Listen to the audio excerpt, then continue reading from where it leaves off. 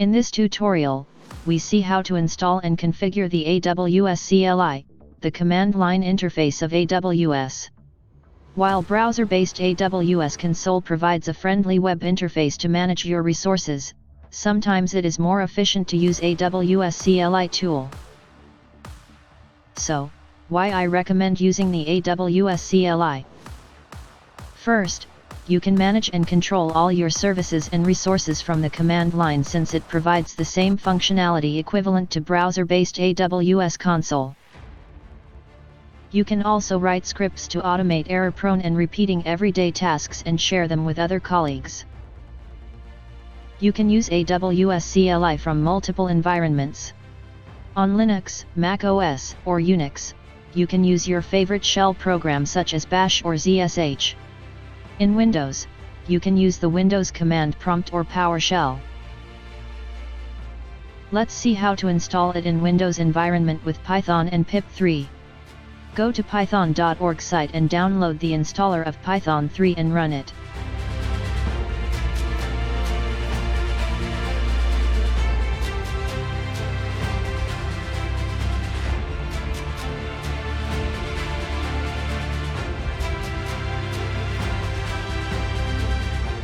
When installing verify that the option Add Python 3 to Path is checked.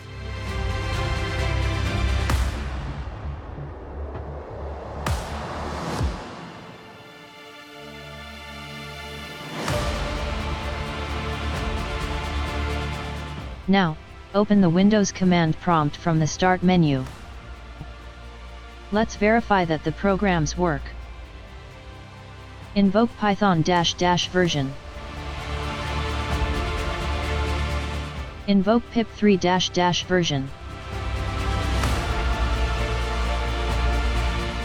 Now, we can use pip3 to install AWS CLI. Invoke pip3 install AWS CLI.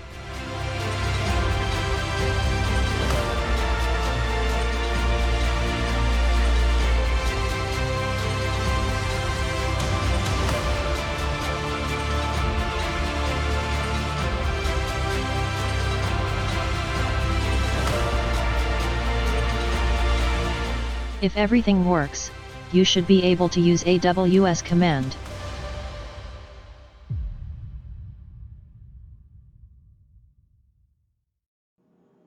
Let's configure the tool.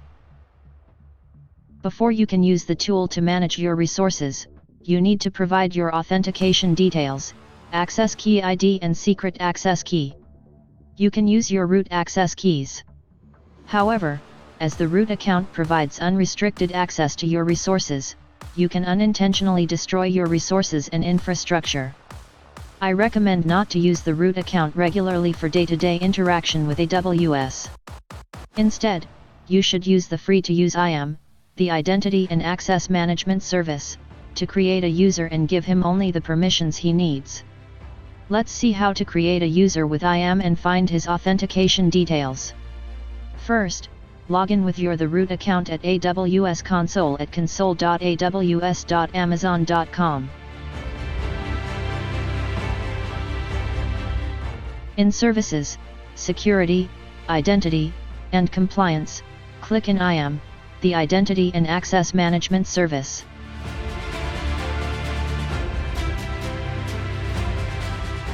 Click Users in the sidebar. Click Add User in the top of the user list. The Add User task has 5 steps. In the first step, provide the name of the user. Give the new user programmatic access. This option generates an access key ID and secret access key. Using those authentication details, the user can access AWS CLI and other development tools such as API, SDK, and more. If you want, you can also give the new user AWS Management Console access. In other words, the user can log into the console to manage his resources available to him.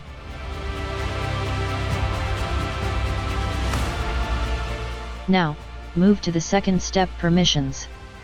In this step, you can add user to a group. copy permissions from an existing user, or attach existing policies directly.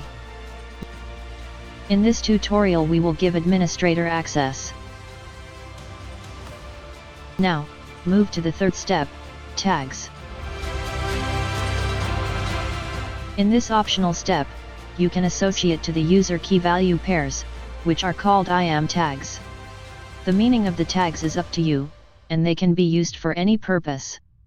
For example, you can add contact data for your users such as job title, department, email, and phone number, so you can effortlessly contact them when needed. Let's skip this step and move to the fourth step, review. In this step, you can review the new user data. If you are satisfied, click the Create User.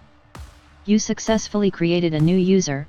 The authentication details/credentials, access key ID and secret access key are displayed and can be exported as CSV file.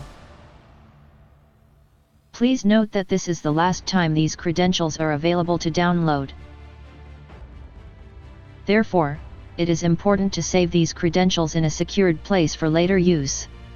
Let's save these credentials.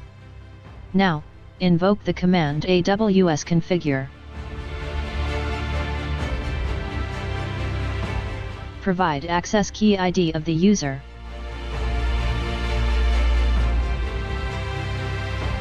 Provide secret access key of the user. Provide your default region. Let's use US West 2. Provide your default output format. Valid format are JSON, text and table. Let's use JSON. You successfully configure the AWS CLI, and now you can use it to manage your AWS resources. For example, let's list all the EC2 instances. Invoke AWS EC2 describe instances.